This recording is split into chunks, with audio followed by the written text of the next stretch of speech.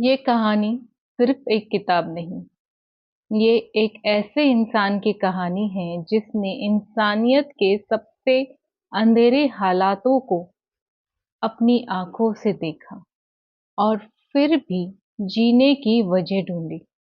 ये कहानी है विक्टर फ्रैंकल की और उनकी मशहूर किताब man's search for meaning book की।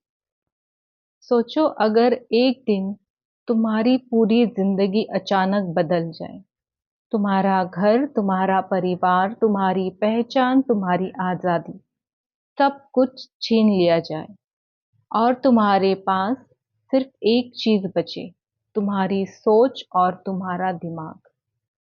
और हर दिन तुम्हारे सामने सिर्फ एक सवाल हो कि मैं आज जिंदा क्यों रहूं। यही वो दुनिया थी जिसमें विक्टर फ्रैंकल को धकेल दिया गया था। विक्टर फ्रैंकल ऑस्ट्रेलिया के एक बहुत ही समझदार और बड़े डॉक्टर थे, जो दिमाग और मानसिक बीमारियों पर काम कर रहे थे।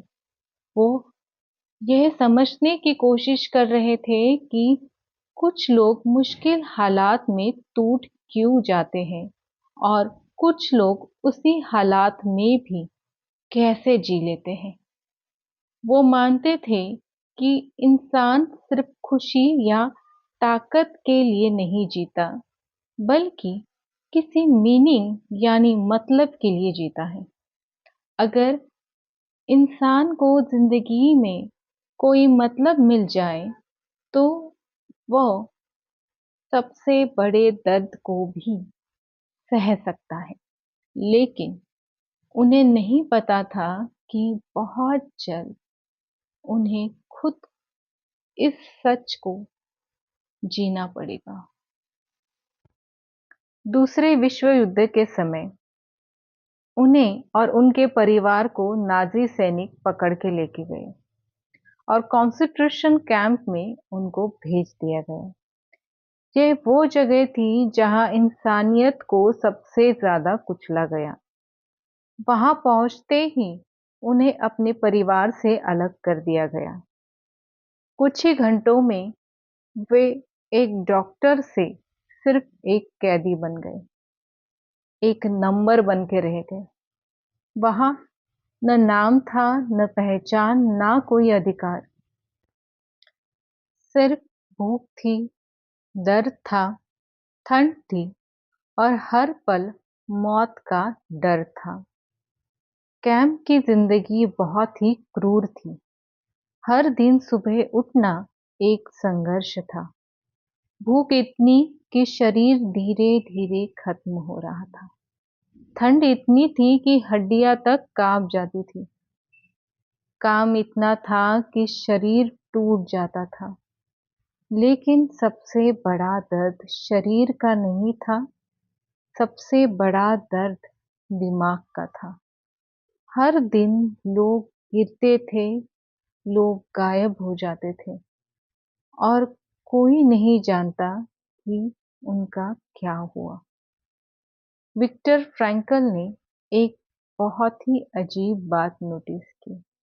कुछ लोग जल्दी हार मान लेते हैं और कुछ लोग इतने मुश्किल हालात में भी जीने की कोशिश करते हैं। उन्होंने समझना शुरू किया कि फर्क शरीर के ताकत का नहीं था, फर्क सोच का था।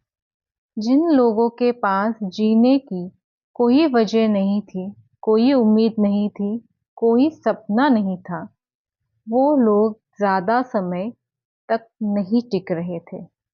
कोई अपने बच्चे से मिलने की उम्मीद में जी रहा था, कोई अपनी किताब पूरी करने के सपने के बारे में सोच के जी रहा था और फ्रैंकल खुद इस सोच में जिंदा थे कि अगर वो बच गए तो दुनिया को बताएंगे कि ऐसे हालात में भी कैसे जी सकते हैं। यही उनकी वजह बन गई, उनका मीनिंग बन गया और उन्होंने एक बहुत बड़ा सच समझ लिया। कि अगर इंसान के पास वाय हो तो वह किसी भी हाव को सह सकता है। कैंप में लोग धीरे-धीरे टूटने लगे। पहले वो उम्मीद छोड़ते थे, फिर बोलना बंद करते थे, फिर महसूस करना बंद कर देते थे। इसे ही इमोशनल डेथ कहा जाता है। और जब इंसान अंदर से मर जाता है, तो उसका शरीर भी ज़्यादा देर तक नहीं टिकता। लेकिन फ्रैंकल ने देखा कि एक चीज़ ऐसी है जो कोई भी इंसान से नहीं छीन सकता और वो है उसका एटीट्यूड यानी उसका नज़रिया। चाहे हालात कितने भी खराब हो, इंसान ये चुनाव कर सकता है वो उनके सामने कैसे सोचेगा और कैसे महसूस करेगा। कभी-कभी सर्वाइवल बड़ी चीज़ों पर नहीं, छोटी-छोटी चीज़ों पर टिका हुआ होता है। किसी अपने की याद, किसी सुंदर सुबह की कल्पना, बाहर की दुनिया में वापस जाने का सपना या सिर्फ सूरज की रोशनी देखने की उम्मीद। फ्रैंकल कई बार अपनी पत्नी को याद करते और जीते थे। उन्होंने मन ही मन उनसे बातें करना शुरू कर दिया, जबकि उन्हें नहीं पता था कि वो जिंदा भी है या नहीं। लेकिन उस प्यार ने उन्हें अंदर से जिंदा रखा। जैसे जैसे युद्ध खत्म होने लगा, हालात और भी खराब हो गए। भूख और बढ़ गई, बीमारियां फैलने लगी और उम्मीद और भी कम होते गई। लेकिन फ्रैंकल ने तय कर लिया था कि अगर वो बच गए तो इस दर्द को दुनिया को बताएंगे, दुनिया के लिए एक मीनिंग बन जाएंगे। और यही सोच उन्हें आगे बढ़ा रही थी। 1945 में आखिरकार कैंप से वो आज़ाद हो गए। विक्टर फ्रैंकल बच गए, लेकिन आज़ादी के बाद भी जिंदगी आसान नहीं थी। उन्होंने अपना परिवार खो दिया था, कई सालों तक जीवन खो दिया था और बहुत कुछ टूट गया था। लेकिन उनके अंदर एक गहरी समझ बन चुकी थी कि जिंदगी का दर्द हमेशा हमें नहीं तोड़ता, हमें तोड़ता है मतलब का खत्म हो जाना। इसके बाद उन्होंने अपनी किताब लिखी, मैन सर्च फॉर मीनिंग। इस किताब का संदेश बहुत ही सीधा लेकिन बहुत गहरा था। इंसान की सबसे बड़ी ताकत उसका शरीर या उसकी स्थिति नहीं, बल्कि उसका मीनिंग है। अगर इंसान को जीने की वजह मिल जाए तो किसी भी दर्द को झेल सकता है, और अगर कोई मीनिंग नहीं है तो सब आसान जिंदगी भी भारी लगने लगती है। फ्रैंकल ने एक नए तरीके को भी खोज दिया था, लोगोथेरेपी। इसका मतलब है मीनिंग के जरिए इलाज। उनका मानना था कि इंसान सिर्फ खुशी या ताकत से नहीं, इंसान मीनिंग से चलता है। हम मीनिंग पा सकते हैं, अच्छे काम कर सकते हैं, किसी से प्यार करके या अपने दर्द की प्रति अपना नजरिया बदलकर। आज की जिंदगी में भी हम कुछ इस तरह की लड़ाई लड़ रहे हैं। कोई तनाव से लड़ रहा है, कोई असफलता से, कोई अकेलेपन से, तो कोई अपने आने वाले भविष्य से परेशान है।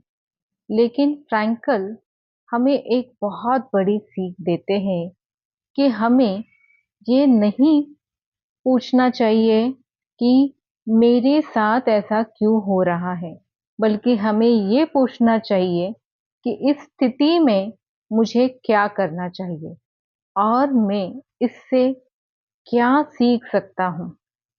क्योंकि ज़िंदगी हमेशा आसान नहीं होती, लेकिन हर मुश्किल अंदर से एक मीनिंग लेके आती है।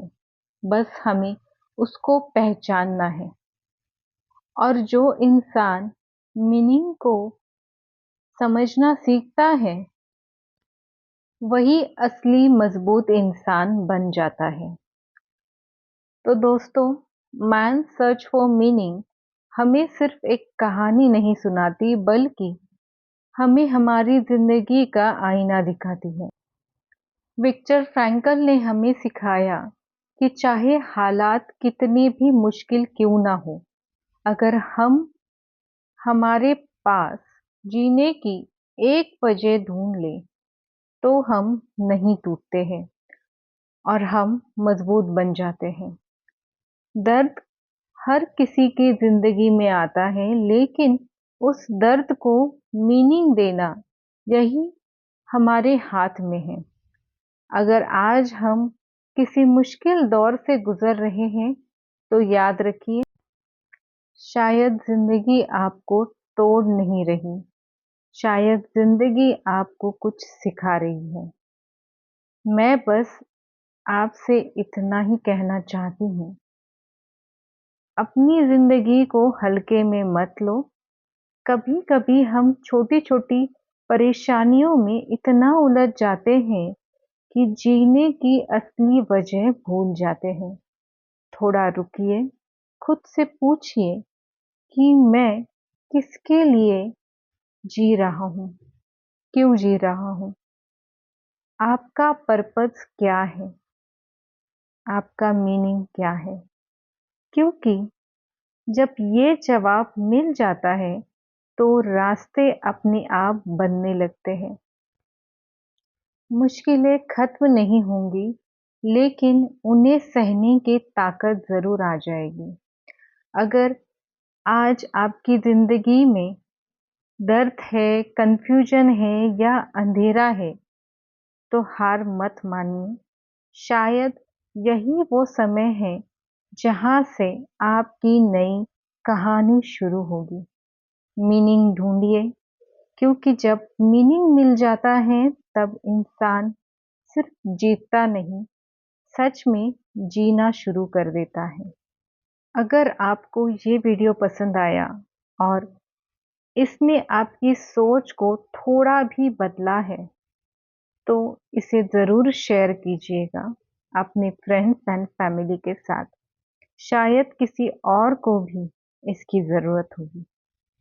नमस्ते।